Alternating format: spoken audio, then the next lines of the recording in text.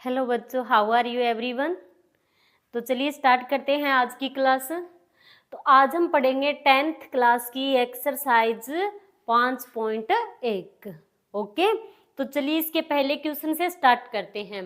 तो पहला क्वेश्चन क्या है कि प्रत्येक किलोमीटर के बाद का टैक्सी का किराया, जबकि प्रथम किलोमीटर के लिए किराया 15 रुपये है और प्रत्येक अतिरिक्त किलोमीटर के लिए किराया क्या है, 8 रुपये है। प्रथम किलोमीटर के लिए किराया कितना होगा, 15 रुपये, और फिर प्रत्येक किलोमीटर के अतिरिक्त किलोमीटर के लिए किराया क्या होगा, 8 रुपये।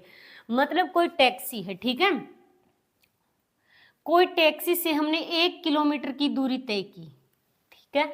तो प्रथम किलोमीटर की जो हमने दूरी तय की यहां से लेकर यहां तक 1 किलोमीटर की, तो यहाँ का 1 किलोमीटर का किराया कितना होगा, 15 रुपये होगा, ठीक है। अब उसके बाद प्रत्येक किलोमीटर का, प्रत्येक अतिरिक्त किलोमीटर का जो किराया होगा वो 8 रुपये अधिक होगा, मतलब 8 रुपये बढ़ते जाएंगे प्रत्येक किलोमीटर के, ठीक है। अब उसके बाद फिर हमने 1 किलोमीटर दूरी तय की, तो कितनी हो जाएगा किराया हो जाएगा 15 + 8, ठीक है। फिर उसके बाद हमने 1 किलोमीटर दूरी और तय कर ली, तो अब किराया कितना हो जाएगा, 15 + 8 + 8, मतलब फिर उसमें 8 जुड़ जाएंगे। अब यदि हम 1 किलोमीटर दूरी और तय करना चाहें तो दूरी किराया कितना होगा, 15 + 8 + 8 + 8, मतलब किराया 15 प्रथम किलोमीटर के बाद का जो किराया है वो 8 रुपये बढ़ता जाएगा।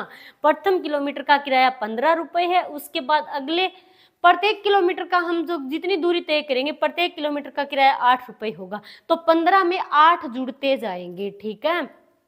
प्रथम किराया फिक्स है हमारा 15 है, उसके बाद हमने 1 किलोमीटर दूरी तय की तो 8 रुपये जुड़ गए, फिर 1 किलोमीटर और तय की तो फिर उसमें 8 जुड़ गए, फिर 1 किलोमीटर दूरी और तय की तो फिर उसमें 8 रुपये जुड़ गए, ठीक है।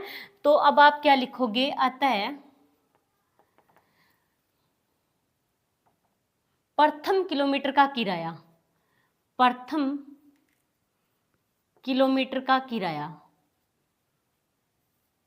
प्रथम किलोमीटर का जो किराया होगा उसको हम क्या लिखेंगे, प्रथम पद होगा, वो प्रथम किलोमीटर का जो किराया होगा वही प्रथम पद होगा, तो उसको हम A1 से लिखेंगे। तो प्रथम पद का किराया कितना है, 15 रुपये, 15 रुपये है प्रथम किलोमीटर का। अब दूसरे किलोमीटर का किराया या फिर अगले किलोमीटर का किराया, जो भी कहो आप, ठीक है। तो अगले किलोमीटर का किराया या दूसरे किलोमीटर पर किराया, प्रथम किलोमीटर का किराया हो गया या आगे दूसरे किलोमीटर पर किराया, दूसरे किलोमीटर पर किराया,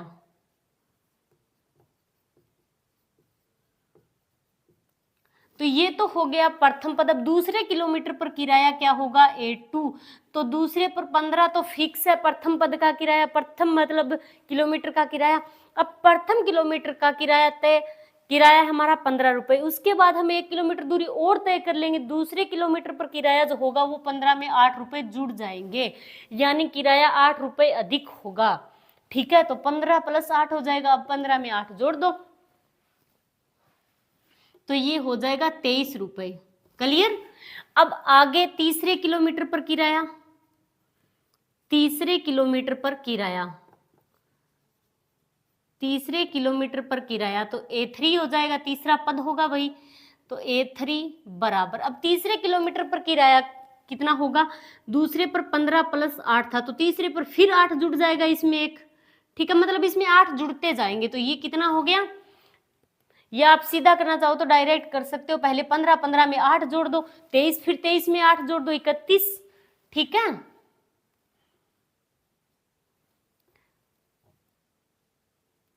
₹31 बराबर आएगा यहाँ पर, ठीक है। अब उसके बाद चौथे किलोमीटर पर किराया, चौथे किलोमीटर पर किराया, तो चौथे किलोमीटर का जो किराया होगा उसको हम क्या लिखेंगे, A4 से लिखेंगे।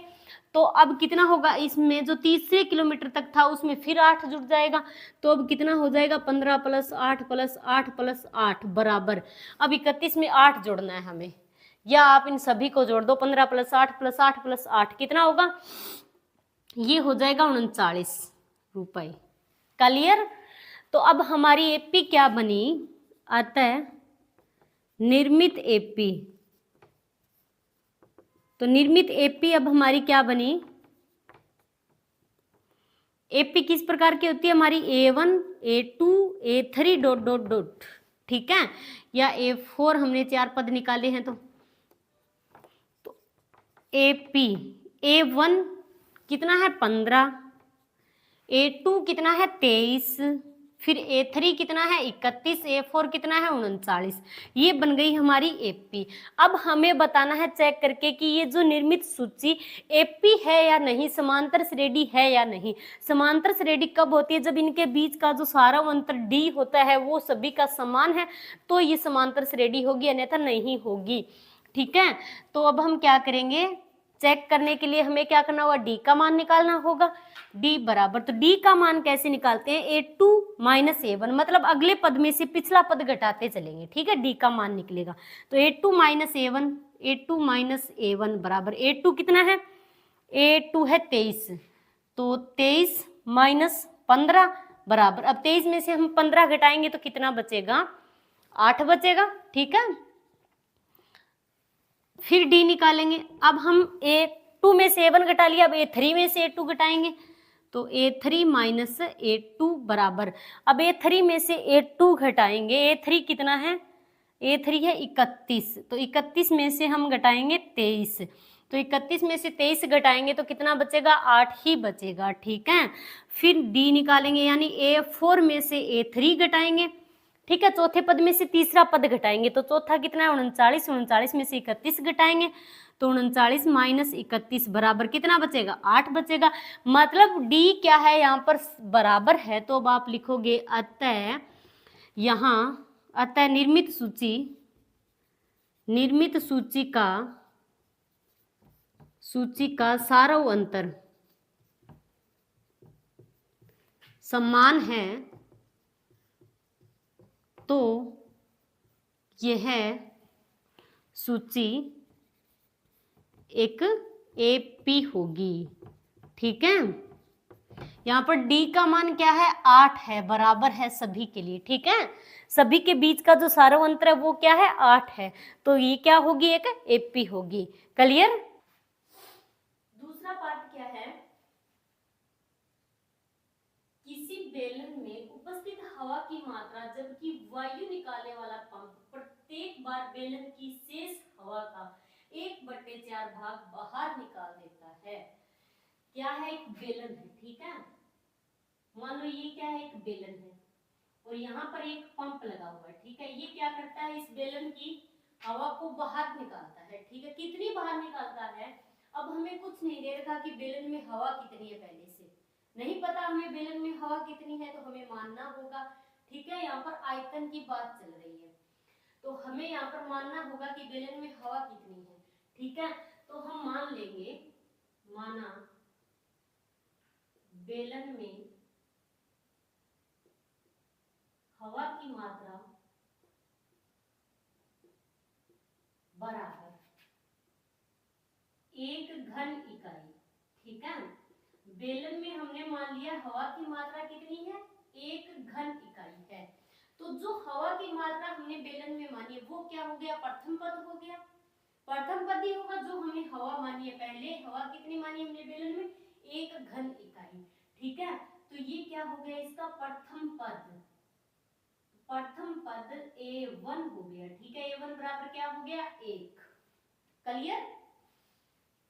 दूसरी बार है, अब बेलन में हवा कितनी होगी, हवा की मात्रा 1 घन इकाई है। ठीक है, अब क्वेश्चन को अच्छे से समझना, किसी बेलन में उपस्थित हवा की मात्रा, अब बेलन में उपस्थित हवा की मात्रा कितनी है, 1 घन इकाई है। ठीक है, जबकि वायु निकालने वाला पंप प्रत्येक बार बेलन की शेष हवा का 1/4 भाग बाहर निकालता है।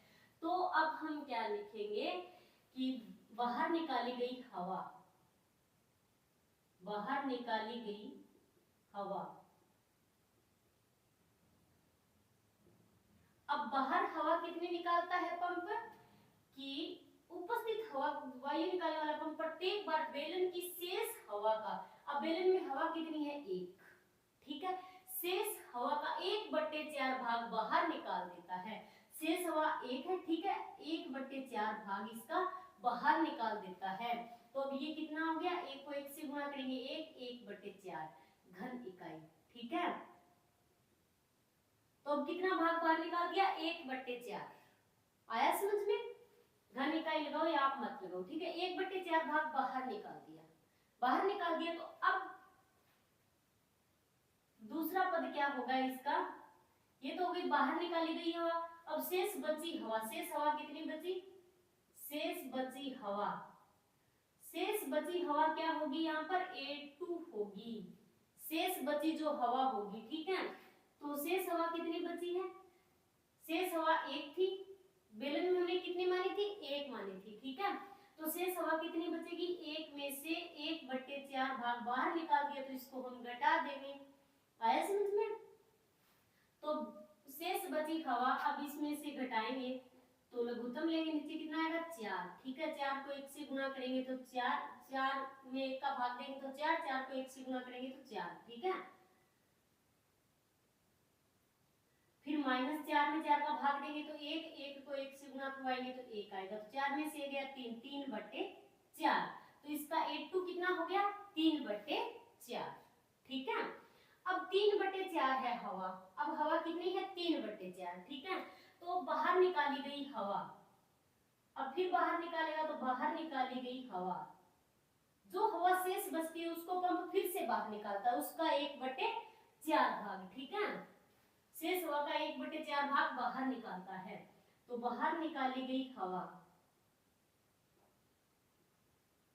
अब हवा बाहर कितनी निकालेगा, 3/4 है, अब हवा कितनी है, 3/4, तो 3/4 का 1/4 भाग बाहर निकाल देगा। ठीक है, तो कितना आएगा, 3 को 3 से गुणा करेंगे 3, 4 को 4 से करेंगे 16। आया समझ में? ये तो पहली बार आप लिख दो चाहो तो, पहली बार बाहर निकाली गई हवा, और ये है दूसरी बार बाहर निकाली गई हवा। ठीक है, दूसरी बार बाहर निकाली गई हवा। ठीक है, तो कितनी है, 3/16। अब हम क्या करेंगे, शेष हवा की मात्रा कितनी रही, अब आप लिखो शेष हवा की मात्रा, तो शेष हवा की मात्रा,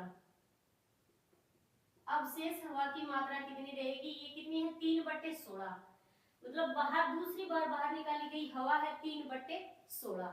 ठीक है, तो अब शेष हवा की मात्रा यहाँ पर कितनी रहेगी, A3 आएगा, शेष हवा की मात्रा अब की बार क्या आएगी, A3। हवा की मात्रा कितनी होगी, कि पहले हवा कितनी बची थी, शेष बची हवा थी 3/4 दूसरी बार। ठीक है, तो शेष हवा कितनी होगी, 3/4, तो 3/4 में से हम दूसरी बार बाहर निकाली गई हवा की मात्रा कितनी है, 3/16, तो 3/4 में से 3/16 हम घटा दें, तो शेष हवा, अब हम नीचे वाली संख्याओं का एलसीएम लेंगे, तो एलसीएम कितना आएगा, 16।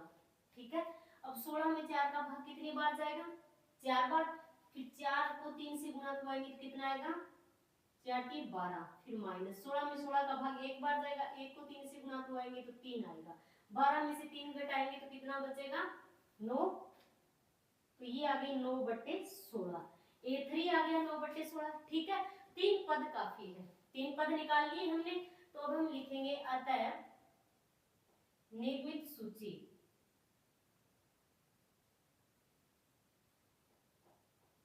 अब AP क्या बनी, ए प्रथम पद क्या था, 1, A2 दूसरा पद क्या निकला, 3/4, तीसरा पद 9/16। ठीक है, अब हमें क्या निकालना है, अब हमें D निकालना है, सारो अंतर इनके बीच का। अब यदि इनके बीच का सारो अंतर बराबर है तो ये AP है, अन्यथा ये AP नहीं है। ठीक है,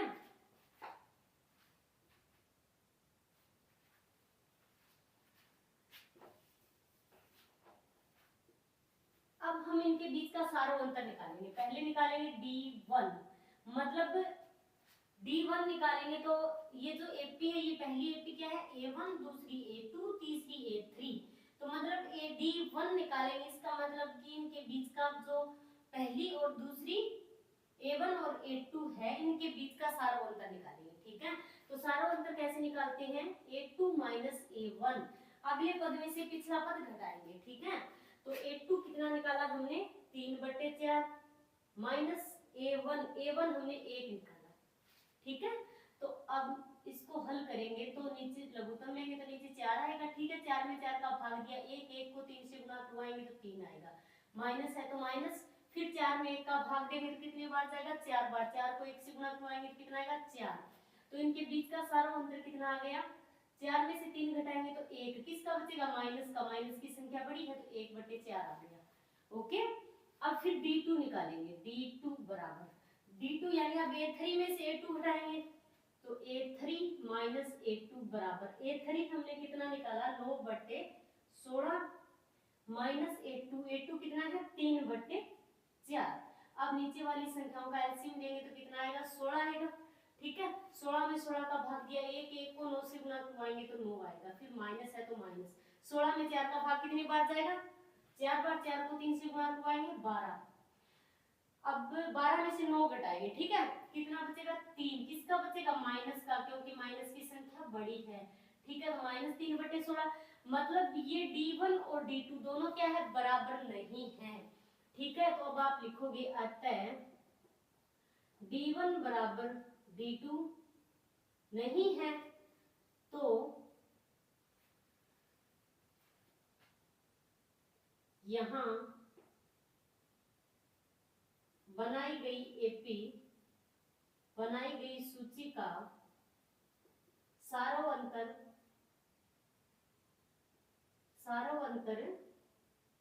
बराबर नहीं है, तो दी गई सूची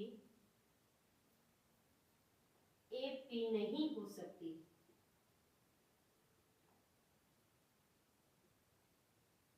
ठीक है। चलिए अब करते हैं इसका तीसरा पार्ट। तो तीसरा पार्ट क्या है कि प्रत्येक मीटर की खुदाई के बाद एक कुआं खोदने में आई लागत, जबकि प्रथम मीटर खुदाई की लागत 150 रुपए है, बाद में प्रत्येक मीटर खुदाई की लागत 50 रुपए बढ़ती जाती है। सिंपल सा क्वेश्चन है। क्वेश्चन क्या कहता है कि जब प्रथम मीटर खुदाई होती है कुएं की, प्रथम मीटर खुदाई जो है उसकी लागत है 150 रुपए, ठीक है। उसके बाद प्रत्येक मीटर खुदाई की लागत 50 रुपए बढ़ती जाती है। तो मतलब प्रथम मीटर खुदाई 150 रुपए हो गई, उसके बाद अगले मीटर फिर 1 मीटर की खुदाई होगी तो 50 रुपए मतलब बढ़ते जाएंगे, 50 रुपए बढ़ गए, ठीक है। उसके बाद फिर 1 मीटर अगली खुदाई होगी तो फिर उसमें 50 रुपए बढ़ते जाएंगे, फिर 1 मीटर खुदाई फिर होगी तो फिर उसमें क्या होंगे 50 रुपए जुड़ते जाएंगे, ठीक है। जैसे ही मतलब 1 मीटर खुदाई हो गई तो 150 रुपए, उसके बाद फिर 1 मीटर खुदाई हुई तो 50 रुपए बढ़ गए, 50 रुपए बढ़ती जाती है। आया समझ में? तो अब हम क्या मानेंगे,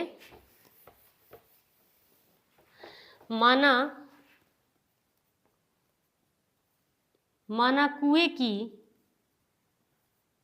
प्रथम मीटर खुदाई की लागत, प्रथम मीटर खुदाई की लागत, प्रथम मीटर खुदाई की जो लागत होगी वो क्या होगा प्रथम पद ही होगा, ठीक है। तो A1 होगा वो, तो प्रथम खुदाई की लागत कितनी हो जाएगी 150 रुपए। आया समझ में? फिर अगले मीटर यानी दूसरा मीटर खुदाई की लागत, दूसरा मीटर खुदाई होगी तो उसकी लागत कितनी होगी 50 रुपए बढ़ती जाएगी, ठीक है। तो दूसरे मीटर खुदाई की लागत, इसको क्या लिखेंगे हम A2 लिखेंगे, दूसरा पद होगा ये। तो 150 तो प्रथम पद की खुदाई थी, ठीक है, प्रथम किलोमीटर की। अब अगला मीटर खुदाई होगी तो उसमें 50 रुपए लागत 50 रुपए बढ़ती जाती है, तो इसमें 50 रुपए ऐड कर देंगे तो कितनी हो जाएगी 150 और 50 ये हो जाएगी 200 रुपए, ठीक है। फिर अगला तीसरा मीटर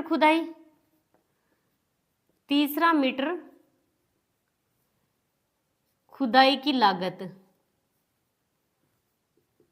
तो तीसरा मीटर जो खुदाई की लागत होगी उसको हम A3 से लिखेंगे, ठीक है। तो तीसरे मीटर की खुदाई में फिर 50 रुपए बढ़ जाएंगे, तो 150 प्लस 50 ये था, ठीक है। अब इसमें फिर 50 जुड़ जाएंगे तो ये कितनी हो गई 250, ठीक है, 250 रुपए। मतलब प्रत्येक बार 50 रुपए बढ़ाने हैं तो आप डायरेक्ट लिख सकते हो, पहले 150 था, फिर 200 हो गया, फिर 250, फिर 300। ओके। चौथा, मीटर खुदाई की लागत। तो चौथा मीटर खुदाई की लागत, चौथा मीटर खुदाई की लागत को हम क्या लिखेंगे A4 से, ठीक है। तो उसमें फिर क्या होगा 150 प्लस 50 प्लस 50 फिर 50 जुड़ेगा तो कितने हो गए 200, फिर 250 और ये हो गया 300, तो 300 रुपए, ठीक है। तो एपी क्या बनी, अब आप लिखोगे अतः निर्मित एपी, निर्मित सूची लिखो या, ठीक है। तो अब हमारी एपी क्या बनी, पहले प्रथम पद क्या हुआ 150, ठीक है, दूसरा पद क्या हुआ 200, तीसरा पद 250, चौथा पद कितना हो गया 300, और इस प्रकार ये आगे तक बढ़ती जाएगी, ठीक है। डॉट डॉट लगा के छोड़ देना है।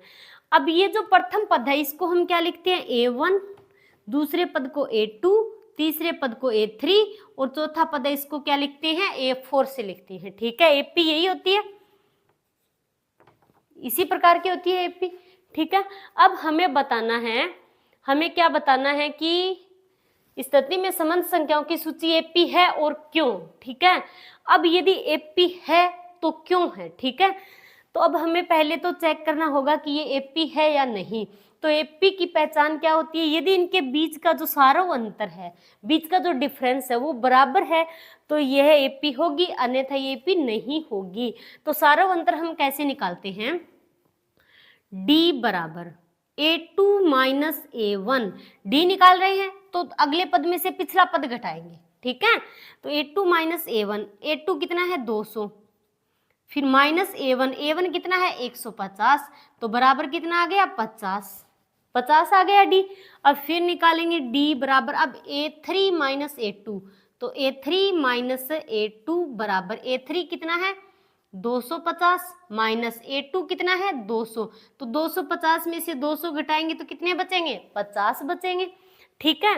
और फिर A4 में से A3 घटाएंगे, ठीक है, A4 में से A3 घटाएंगे तो A4 कितना है 300, माइनस 300 में 250 बराबर कितना बचेगा 50, ठीक है। तो इसका मतलब ये जो बीच का डिफरेंस है ये बराबर है, मतलब सारों अंतर, ठीक है, डी।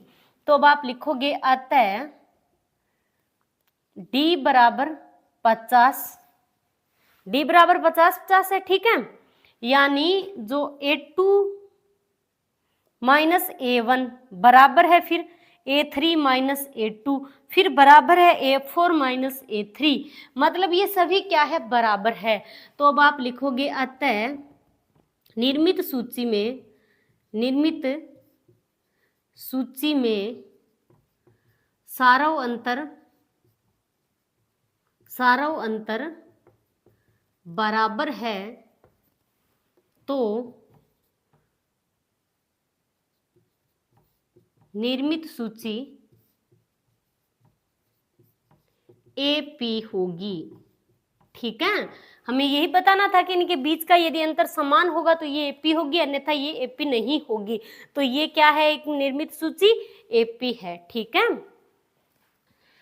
चलिए इस क्वेश्चन का लास्ट पार्ट करते हैं, ठीक है। अच्छे से समझना क्वेश्चन को। खाते में प्रत्येक वर्ष का मिश्र धन जबकि 10,000 रुपए की राशि 8% वार्षिक दर से चक्रवर्ती ब्याज पर जमा की जाती है। प्रत्येक वर्ष का मिश्र धन जबकि 10,000 रुपए की राशि, हमें क्या दे रखा है अच्छे से समझना क्वेश्चन को। एक तो क्या दे रखा है प्रत्येक वर्ष का मिश्र धन जबकि 10,000 रुपए की राशि, तो मतलब हमें ये 10,000, तो ये तो क्या दे रखा है मूलधन, ठीक है। मूलधन कितना दे रखा है 10,000 रुपए, ठीक है। और वार्षिक दर, दर कितनी दे रखी है 8%, दर बराबर 8%। और आप ध्यान देना थोड़ा सा कि खाते में प्रत्येक वर्ष का मिश्र धन, प्रत्येक वर्ष का मिश्र धन मतलब ये हमें क्या दे रखा है समय दे रखा है यहाँ पर, ठीक है। तो समय कितना दे रखा है हमें, समय बराबर 1 वर्ष, प्रत्येक वर्ष तो 1 वर्ष हो गया, ठीक है। अब हमें क्या करना होगा, मूलधन, पहले मूलधन कितना दे रखा है, 10,000 रुपए दे रखा है, ठीक है। मूलधन कितना है, 10,000 रुपए है। तो प्रथम राशि कितनी होगी, प्रथम राशि यानी A1 मूलधन कितना है, 10,000 रुपए। तो हम लिखेंगे कि प्रथम राशि यानी A1, तो A1 तो कितना हो गया, 10,000 रुपए हो गया, ठीक है। उसके बाद हमें क्या निकालना होगा, अगला मिश्र धन निकालेंगे हम, ठीक है। तो मिश्र धन निकालेंगे, तो मिश्र धन बराबर मूलधन प्लस ब्याज, ठीक है। अब हम मिश्र धन निकालेंगे, तो पहले तो हमें राशि कितनी दे रखी है, 10,000 रुपए दे रखी है, ये तो प्रथम राशि हो गई, ठीक है। अब हम मिश्र धन निकालेंगे, तो मिश्र धन क्या होगा, मूलधन प्लस ब्याज, ठीक है। तो पहले हम मिश्र धन निकालेंगे, अब ये A1 हो गया, अब ये A2 होगा, ठीक है। तो मिश्र धन A2 दूसरा पद निकालेंगे, तो मूलधन कितना है, मूलधन ये रहा 10,000 रुपए, ठीक है, 10,000 रुपए प्लस, अब ब्याज ज्ञात करने का, साधारण ब्याज ज्ञात करने का एक फॉर्मूला क्या होता है, ब्याज बराबर है मूलधन गुणा में दर गुणा समय बटे 100, ये एक फॉर्मूला होता है, आप लोगों को याद हो तो। साधारण ब्याज ज्ञात करने का फॉर्मूला क्या होता है, मूलधन गुणा दर गुणा समय बटे 100। तो ब्याज का फॉर्मूला हम यहाँ पर लगाएंगे, तो मूलधन गुणा दर, मूलधन कितना है, 10,000 रुपए है, 10,000 गुणा दर कितनी है, 8 है, गुणा समय कितना है, 1 है, बटे 100, ठीक है। तो 2 0 से 2 0 कैंसिल हो गए। अब बचा क्या, 10,000 प्लस, अब ये 100 को 8 से गुणा करवाएंगे तो कितना बचेगा, 800। अब इनको जोड़ दो आप, कितना आएगा, ये आ गया 10,800, ठीक है। ये तो A2 हो गया, रुपए लगा दोगे, ये कितना हो गया, 10,800 रुपए। अब हम निकालेंगे मिश्र धन A3, मिश्र धन A3। अब A3 निकालेंगे, तो अब क्या होगा, फॉर्मूला वही होगा, मूलधन प्लस ब्याज। तो अब मूलधन हम 10,000 रुपए नहीं लेंगे, अब मूलधन कितना होगा, 10,800 होगा, ठीक है।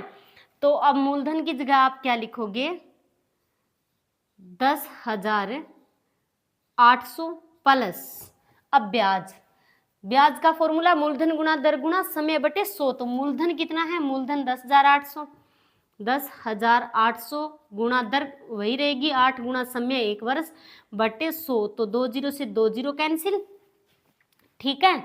अब ये कितना बचा यहाँ पर, 10,800 प्लस 108 को 8 से गुणा करवाएंगे, ठीक है।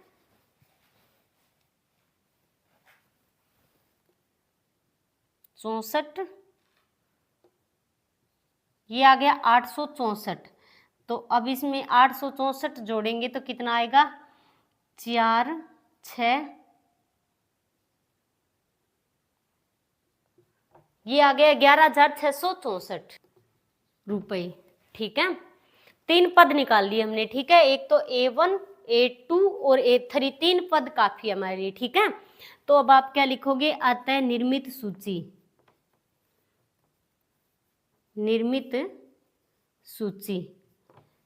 तो एपी क्या बनी हमारी, एपी किस रूप की होती है, A1 A2 A3 ... मतलब चलती रहती है, ठीक है। तो A1 क्या है, 10,000, ठीक है। फिर A2 कितना निकाला हमने, 10,800। फिर A3 कितना निकाला हमने, 11,664। ये बन गई हमारी एपी। अब हमें क्या निकालना होगा, इनके बीच का सारा अंतर, ठीक है। अब हम चेक करके देखेंगे ये एपी है या नहीं। तो इसके लिए हमें क्या निकालना होगा, इनके बीच का कितने का डिफरेंस है इनके बीच में, ठीक है। यदि इनके बीच में समान अंतर है तो ये समांतर श्रेणी होगी, अन्यथा नहीं होगी, ठीक है। तो अब हम क्या निकालेंगे, डी। तो डी बराबर A2 माइनस A1, मतलब अगले पद में से पिछला पद घटाना है। तो A2 में से A1 घटाएंगे, A2 कितना है, 10,800, तो 10,800 माइनस इसमें से कितने घटाएंगे 10,000, ठीक है, तो कितना बचेगा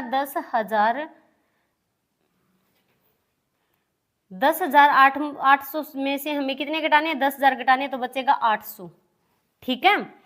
फिर डी बराबर, अब A3 में से A2 घटाएंगे, ठीक है, A3 में से A2, तो A3 कितना है 11,664 माइनस 10,800, A2 कितना है 10,800 है, तो 11,664 में से हमें कितना घटाना है 10,800 घटाना है, ठीक है, तो कितना बचेगा, तो ये बचेगा 864, ठीक है, ठीक है, 864 ही बचेगा।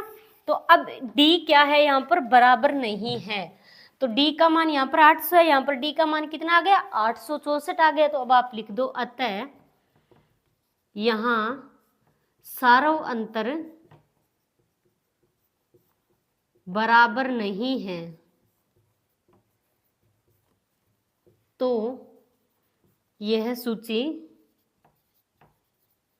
AP नहीं है, ठीक है।